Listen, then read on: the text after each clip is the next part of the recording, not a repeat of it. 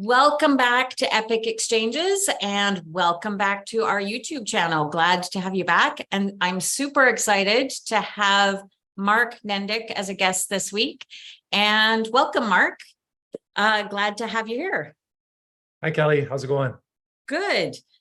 So glad you're here. Why don't you tell our audience a little bit about yourself? I will. And first off, thank you very much for having me.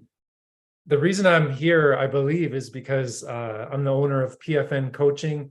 It's a coaching business that I found about 8 years ago. And so what I'd like to do is just tell you a little about how I got to this stage and where I'm at right now in my life. So I grew up in a fairly tough household, I would say. It was a loving household, but there was a lot of things going on behind the scenes. And as a kid, I feel like we don't know what we don't know. So I was living in this house there was a lot of fighting. There was a lot of, my dad was an alcoholic and he sold drugs out of the house. And as being a young person and a kid, I was watching cartoons, watching people come into the house and buy drugs, strangers that I didn't know. It was very volatile with my parents. I think my mom was, frustrated with the lifestyle my dad was living. And it was a loving household, but it was very challenging. So about the age of 15, my parents separated, which, to be honest, for my sister and I was a relief, because finally we got a break from, the constant fighting, the constant tension, and they went their separate ways. And so we lived in a single parent household. So my mom, my sister, Colleen, and I, from the age 15 till about 18 when I moved out. And that was interesting because I became the man of the house, I feel like, at a young age, and I had to grow up fairly quickly and tried to do the best I could, but it was very confusing. And so I moved out of the house. Actually, it was funny. My mom, she was sick of me. I started partying and having fun, and she didn't like that. So she said, well, I'm going to start charging you $600 a month for rent. And I was like, okay, so I'm just going to move out because I can pay rent for the same amount. So I ended up moving out when I was 18. And when I moved out, it was just like, I don't know, it's freedom. And my mom was very strict, and I think she grew up in a very strict household. So there was a lot of rules. And so when I was left open to the wild and I could do whatever I wanted. And so I started drinking. And, later on, I'm going to talk a little bit about an anxiety disorder that got very bad when I was about 23 years old. But I think I had anxiety the whole way through. I just didn't know. I'm 45 years old right now. And when I was younger, we didn't talk about mental health the way we do now, not as open. So I think I was struggling with that. And I remember starting to drink with my friends, and the relief came over me, and I could just be who I wanted to be. I could talk to girls, and my personality blossomed, in my opinion. And so I kind of fell in love with that lifestyle, and got caught up in it. And I did that, much longer than I should have. I think I went on a 10-year tear, and we went traveling and did a bunch of things. And I ended up working at a hotel in downtown Vancouver called the Fairmont Waterfront Hotel. And it was a great place, fun place to work. But the hospitality industry is full of, which I didn't know when I got into it, of after hours partying, drinking, drugging. And so I got caught up in that lifestyle, and you get cash tips every night. So I had no money skills growing up. We didn't talk a lot about how to manage money. So when I got money, I spent money. And we ended up going out after work, and that was drinking, and that was, messing around with recreational drugs, which after I was there for a couple of years, around the age of 23, I remember one night specifically, I was at work and we were doing graveyard shifts. So my sleep pattern was already off, and I'd been messing around with cocaine a little bit. And for someone with an anxious mind, I think it was just overload, the combination of not sleeping, using the drugs, and working. And I remember one night something clicked in my head, and then I couldn't stop thinking. It was like this overwhelming, scary situation, which I later learned was anxiety. But from that moment on, that one night, it was out of control, to the point where maybe 6 months later, I was at work and I couldn't handle it anymore. I actually left work during my shift and went to my mom's place and just lied on her bed and started crying, because I was just out of control. I did not know what to do. And she took me to the doctor the next day. And unfortunately, doctors only have about 15 minutes with each patient. So what the doctor did is I went in there, he prescribed me anti-anxiety medicine with no tools on, like no asking of, and I don't want to blame the doctor, but they only have 15 minutes. So he didn't say, what are you eating? How are you sleeping? Is there any trauma? Just gave me the pills, sent me on my way. And I started taking Paxil, I think, originally. And, you know, it takes about 3 months for those medications to kick in. So I didn't feel anything for a while. I continued to drink while on the medication, and it says right on the bottle, do not mix with alcohol. And I just continued to do it. I was out of control. And so I did that for a while, more medication, not getting better. And actually the turning point for me was we were at a running race for one of my friends. They have a yearly race. And I was going there, and I was a fairly good athlete growing up. I was 6'3", 175 pounds. At this stage, I was probably 6'3", 240 pounds. And my wife was running the 5K. I was pushing the stroller with our youngest daughter, and I couldn't do the 5K. I was sweating, I was uncomfortable, I was drinking a Frappuccino, and I was watching all my friends finish this race, and I was fed up. I had had enough of this lifestyle that I was living. So I'd love to tell you that it was an overnight success story, but that's not just the way it works. So I slowly started incorporating eating better, exercising. Again, I've always exercised, but I exercised basically when I was younger to look good, to go to the bar, not for actual health. And so I started exercising, and I started noticing changes. And it wasn't an overnight thing, but it took time. And eventually, when I was struggling, and my mental health started getting better, which was a big breakthrough for me. Mentally, I was starting to feel better, not perfect, but better. And finally, I got myself back down to about 200 pounds. So I lost 65 pounds doing this, and I got inspired to want to help other people. You know, and along the way, some of the things I tried, I went to a few therapists, and this is something I want to share with everybody.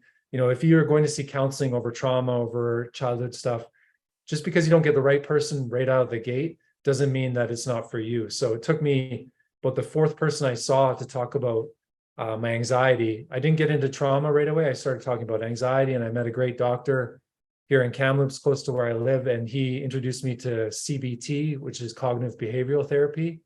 And the premise behind that is getting to your core beliefs. And so we spent some time talking about core beliefs, and we were able to dig up that I had some, you know, issues, dad issues, mom issues. And I happened to be working with a bunch of males. I'm a tradesperson as well as a business owner. And my coworkers were the same age as my dad. And them telling me what to do or bossing me around because I was in a trades environment was very triggering. And so once I unlocked that, I started to feel better. And then I started PFN Coaching, which is the reason why I'm here. And I started off basically as a hobby because I wanted to help people. And my story resonated with some people. So I started with a friend who hired me, which I was amazed someone actually paid me money to help them. And then so I went from one client to 10. So now I've worked with over 500 people. My main focus is corporate wellness and one-on-one coaching. So, and my coaching style is I like to do preventative health versus reactive health. So I feel like a lot of people wait till they get sick and then go get help. And what I'm focused on is trying to get better before you actually have to go to the doctor. So, and then recently, you know, I wasn't out of the woods. I hadn't dealt with my trauma growing up, and I went and saw another therapist, and we did some inner child work, and it was a game changer for me. So we talked about inner child work. The way it works is you put yourself in a situation when you're a child, and she put me in a situation where she said, picture the youngest spot you can remember in your life, and how did you feel? And I put myself there, and I said, I didn't realize this was even a thing, but I said I was scared, I was vulnerable, I was sad, and I started crying, and I was quite emotional because the first time I'd actually said that out loud. And then we slowly started the process of being able to heal myself with myself. So putting my current self in that situation to comfort my inner child. And it might sound a little bit hokey to some people, but it's a very powerful process. And to be honest, it was a game changer for me. And so I'm not perfect, but I'm working on it, and it's a work in progress. And, you know, now I've fallen in love with fitness for longevity, and I'm doing a ultra marathon coming up soon. So I'm doing a race called the Death Race, which is 125 kilometers with 17,000 feet of elevation. And the reason I tell you that is because that first run I did, I was like the 5K, I could barely walk it. And now with the progression, and it's been 15 years, it's been a long time, but I just think so many people leave so much on the table, and it doesn't have to be an ultra marathon, but I think a lot of us are just getting by and just doing the bare minimum to be comfortable. And I think all the growth comes in becoming uncomfortable and just continuing to grow and have a beginner's mindset. So yeah, that's a roundabout way of telling you my life story. Well, great. Thank you very much for sharing. I really appreciate that. Gosh, so many questions to ask. So, because there's a lot to encompass in that time. So first, you made the decision to totally change your life. And having also worked in the hospitality industry, I can, I've seen that the partying side, the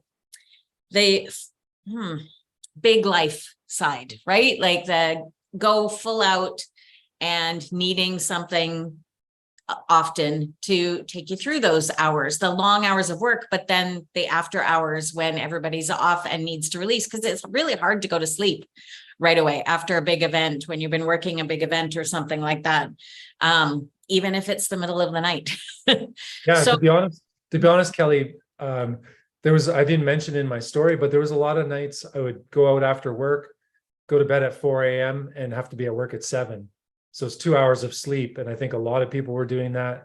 And I remember one particular thing, I went for my first coffee break, put my head down on the table, and my coworker came and got me 3 hours later. And that was the beginning of the end of my career at the Fairmont waterfront. right. So yeah, like I said, it's a big change. And you had that moment or that time where you said you went to your mom's house and you were just overwhelmed because of all the anxiety and everything. So you went from not being able to run a 5K, like to ultra marathoning. That makes yes, it's a big change, but how did you stay dedicated when, like, that's the hardest part for people, right? When they're wanting to change their life in whatever way, but because what you do is you work with people on health and wellness and things like that. What's the biggest thing that helped you stay dedicated to making that change and to stay on this path? Because it's easy to give it up when you don't see results, when you're not getting where you think you want to be, like all those things when we tell ourselves we can't do it, whatever those messages are. Yeah. So thank you for bringing that up. So for me, the biggest change, I was exercising recreationally, and so I forgot to mention, I've been sober for 11 years. So I actually was able to quit alcohol, quit drugs. I haven't done anything in 11 years. And the last time I drank, I had little kids at the time, and I went to a rugby party. So people that I didn't have the classic addiction where when you think of alcoholics, you think of everyday drinking. So mine wasn't that. I was a binge drinker. And I Googled it one night. I'm like, is binge drinking a form of alcoholism? And it turns out it is. So, I do well for a couple of weeks or a month. And I went to a rugby party and there was a lot of excitement. We went to the bar. I ended up getting arrested and thrown in the drunk tank. And my wife didn't know where I was. And he dropped me off on my lawn at 7 a.m. And you can imagine how that went. She was not happy. We don't fight, but we were fighting that morning. And something in that morning clicked in my head, and I realized I was going to lose my family.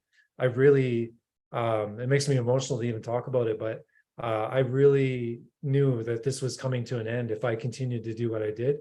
And I quit that day. I just had enough. And so when you talk about how can I stick with it? Well, my why, if we think about why we do the things we do, is I have a beautiful wife and I have 3 kids, Olivia, Brady, and Thea. And so for me to be able to stay active and be present and be the person I want to be, I can do that through a healthy lifestyle. And so when I think about, there's lots of days, like training for ultramarathon is ruthless, but there's lots of days I wake up still and I'm like, damn it, I don't want to do this. But at the root of it, I know the person I want to be, and I'll do whatever it takes to be that person and not be the person I was on that lawn that morning. Yeah, that it is important to have that super strong why for sure. And I'm glad you found that. What was the most difficult part for you of making such a huge life change? So for me, the biggest thing, my identity was so wrapped up in being a party guy. So I was the fun guy. I thought I was anyways. My wife says I was annoying, but so my identity was Mark's up for anything. He likes to have fun. I like to, before I was married, we dated lots of women and all these things. So my identity became that person. And so when I decided to be a family man and settle down, I really battled with, who am I now? If I'm not that guy, who am I? And it took me a long time. So that was the hardest thing, is just like being not a drinker and not a partier. I've lost a lot of friends, or so-called friends, over the years. I don't get invited to a lot of things anymore because drinking and things are so ingrained in our society these days. So it makes people feel uncomfortable, I believe. But so the hardest thing was reinventing myself to be a family person and focused on my career and be successful and not be that other version of myself. Right. And that makes a lot of sense. Like basically you were having to find a new identity. Yes, Because 100%. you were the party guy, the life of the party, I know someone that has described other people as like party of one. Wherever they go, they're the party. They bring the party, right? It can be to all of a sudden not be bringing the party, especially if the party means drugs, alcohol, any of those things. It's like, what do you have? What is your identity? So I love that you said you were finding that identity. Yeah, it was challenge. Like I said, it was a challenge. It was, I went from that one thing, and then I tried to, even to be honest with you, I tried to hold on to that past version of myself, like trying to keep friendships and relationships going, even though I had changed, and I could feel people pulling away, but I was desperate to hold on to things that just weren't real. And I've went to AA. AA didn't help me get sober, but I find I've been to AA before, and I think it's good for people to try different modalities. Like I quit cold turkey, and I actually went to the employee assistance program. This is another reason why I work with big companies in their wellness. I went to it's called an EFAP program we have in Canada. A lot of businesses have it. I called the number and I said, I need help with my drinking. I went and saw a counselor, and he told me I couldn't quit cold turkey. He didn't encourage me. He told me I couldn't do it. And I was like, wow, that is really bad advice. So I only saw him once, and that was it. And I quit cold turkey. Now, I'm not saying it's easy to quit cold turkey. It's very rare. But so I didn't like the way that situation was played out. And I was really discouraged that he didn't want to help, or maybe didn't think I was able to get better. I'm not sure. Yeah, so I've held on to a lot of friendships. And the reason I brought up AA is because in AA, it's the most honest room you're ever going to be in. And you can see a bunch of people that have been through what you're through and just are honest about it. I think a lot of people, we have a forward-facing personality that the public gets to see, and we don't see what's really going on. And with a lot of my clients, they do well during the day, they eat well during the day, then they get home, put their comfy clothes on, start eating the snacks, start the drinking, and then put their forward-facing person in front in the morning. And that's a big problem for a lot of people. And you never know what someone's actually dealing with behind the scenes. So I just try and stay compassionate and empathetic to that. Yeah, so true. And what I'm trying to do here on the podcast and in my business is to help people share their stories to impact others and to show that vulnerability, because when you're vulnerable, it's easier for the next person to be vulnerable, because they see something of themselves in your story. So not to have answered the question for you, but why is it important for you to share your story? So exactly like you said, the reason I share and the reason I believe my fitness and coaching business is very successful is because I do share my story. And I think, unfortunately, with online, you go on Instagram and you think being healthy, you have to have a six-pack and you have to look this way, or you have to look like a model. I'm 45, I have a family, I'm a busy person, and I think people can relate to that lifestyle. And sharing my stories, and I kind of joke I'm more of a lifestyle coach than actual fitness coach, because a lot of my one-on-one sessions are just talking about life. And because I've been so open about my story, people tell me things that they wouldn't necessarily tell other people.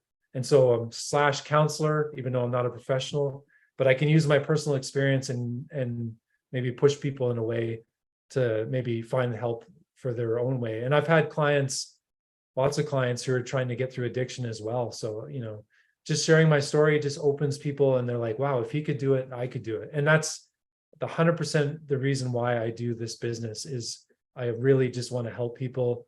The business side is great, but at the end of the day, I just really want to help and impact people. Awesome. What do you hope people learn from your experience and your message? What do you hope they take away? I think we all have so much more that we could do. And I think a lot of us are playing. There's a guy that I love, David Goggins. He's a little bit hardcore, but he has a very famous book called Can't Hurt Me. And he has the 40% rule, which basically states that a lot of us are working at 40% of our capacity and we're leaving 60% on the table. And so my thing would be like, I would hate to see people live their whole life and not actually reach their full potential. And whether that's business, art, whatever you're into, like reach your full potential because there's so much more. And I'm finding the reason why I love ultra marathon is because I'm stretching my capabilities so far and I have more. I know I do. And so I would hope that people don't just settle, and I hope people really keep striving for whatever it is and don't be afraid to try things. If you could give our listeners 2 tips, 2 takeaways to start making a change in their lives, what would they be? 2 tips. So exercise is daunting for a lot of people. And so what I would say, the easiest way to get started is start walking. If you're in a bad spot and you're stuck, and I find gyms don't do a great job. Like a lot of people, they buy the exercise clothes, they go to the gym, and then they're overwhelmed because everyone looks like they know what they're doing. They do what they know, and then they get no results, and then they leave. So I feel like if you just start walking, get outside, you get fresh air, you get sun, and that gets the ball rolling. Start very small. One of my favorite books, Atomic Habits, he talks about small little steps. So start with a 10-minute walk, and then slowly 15, 20, and build some momentum. And another thing I would say with nutrition is a big part of our lives. And don't drink your calories. So I like Starbucks, I love it. But you know, you can go in there and have a 500-calorie drink. And if you're tracking calories, if you're looking for 2,000 calories for the day, you know, if you drink your calories and then you're over your goal. So, you know, be conscious of what you're putting in your body. My philosophy is just eating clean, eating real food. It's pretty simple within moderation. I think a lot of people, there's so many diets and stuff online. If you search weight loss online, it's very confusing. So I feel like stick to something that works for you, and it doesn't matter what that is, stick to that and start walking and moving and just start building momentum. Great advice that a lot of people just kind of ignore because it's so simple, right? Like get moving and eat real food. It doesn't have to be complicated. That's the crappy thing about the internet. And I love the internet, obviously, but it's very confusing. And people are trying to sell you potions and tricks and get skinny pills and all these things. And at the end of the day, like you asked me how I've been able to stick with it for so long, is because I'm not doing any fad. I'm doing a lifestyle. Like this is just the way I live. And I think a lot of people could do that. It's not that hard. It's hard, but once you get rolling, it becomes easy and enjoyable. Right. It's hard, but it's simple. Like it's not easy. It's hard, but the basics are simple. You've mentioned 2 amazing books that I just want to highlight once again.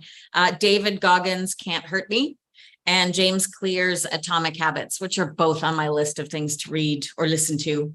I don't think I realized that David Goggins was a fitness book. I thought it was more like bio memoir. So now I'm even more interested. Yeah. And David, the reason I love that book is because he talks about, again, he grew up in a tough household. His dad was abusive. He was a pimp. And so you look at the book and he looks like a Navy SEAL, but his story is very layered. And the way I like to consume books, I don't know if you do this, but I read the hard copy first, then I listen to it, and then I'll read it again. It sounds a bit extreme, but I think when you read a book, you get 10% maybe. And so by listening, you get some more. And then if you read it again, you get even more. So Yeah, which is part of the reason that I put out an audiobook of my book. I mean, Part of it is because I have friends and family members that aren't big readers, and they're more apt to listen than to read. But yeah, you can read something, and I like to write in books. I like to mark up books. I don't do it often, but I take lots of notes because I also like to keep them kind of pristine. But I'm learning to really love the audiobook side of things too. So I love that you've suggested that. One fun question just to wrap things up. If you were to write a book, or if there was a book or a movie about your life, what would the title be? The Road to Redemption. I think Right. might sound a bit corny, but I feel like my story has been a road to redemption, because I quite easily, with the childhood and the way I grew up, I could have just went and did nothing with my life and just be a regular. I'm not saying I'm special, but the road to redemption means that you can break out of the cycle. You can be a cycle breaker, and you can change your history, and it's all within yourself. You don't need someone else to do it for you. It's nice to have help, but at the end of the day, if you want to change, you can change. And that can happen any single day. Today, you could say, you know what, I'm done. Today's the day, and start chipping away, making that happen. I love that. And it makes me think of something a counselor told me, which is because I'm picturing, as you say, the road to redemption. I'm picturing a car with the goal in mind, right on that road. And this counselor talked about how there's a reason the windshield is so big and the rear view mirror is so small, because we need to be looking ahead to reach our goal, not looking behind. And there are people that try to get there by looking only in the rear view mirror, and it just doesn't work. So look ahead. I have a lot of people close to me that talk about 30 years ago like it was yesterday, on repeat, and the same stories and over again. And as you know, you can't change the past. You can only change the future. So it's a tough spot to, I think depression is living in the past, anxiety is living too far in the future. So there's a sweet spot right in the middle, I think. Right. Well, I think that's a great place to end this. Thank you for being here. There's so many amazing nuggets in our conversation that I'm already like revisiting in my head, and I don't want to like not be present right here as we're wrapping things up. So thank you, Mark, for being here. Thank you for sharing your story and all your insight, and good luck on that ultra marathon coming up. By the time this airs, I think it'll be over. When is the ultra marathon? It's on August 5th. Okay. So one of the scary things about putting yourself out on social media, if any of the people that listen to your thing start following me, is when you put big goals out online, you actually have to do it. So there's no guarantee I can finish this race or that I won't get hurt. But I'm doing everything I can to get ready, and I will finish the race. So I'm pretty confident. Right. And great segue. How can people find you if they want to follow your progress with ultramarathons, or if they want to work with you? Where are you out there on social media? Yeah, I'm kind of everywhere. On Instagram, Mark_Nendick. PFN Coaching is my business name. So I have a business page on Facebook. I'm on LinkedIn as well. So just basically my name, and search it up. And I try and be as authentic as possible and be real. And I like talking to people. So anyone wants to talk, I'm happy to talk. So just for our listeners or anybody watching this on YouTube, all those links will be in the description, either underneath the YouTube video or in our show notes for the podcast on whatever platform you're listening to. So please check out what Mark's doing and what he's up to, and cheer him on as he takes on these big challenges. Thank you again for being here, Mark. Really appreciate it. Thanks so much, Kelly.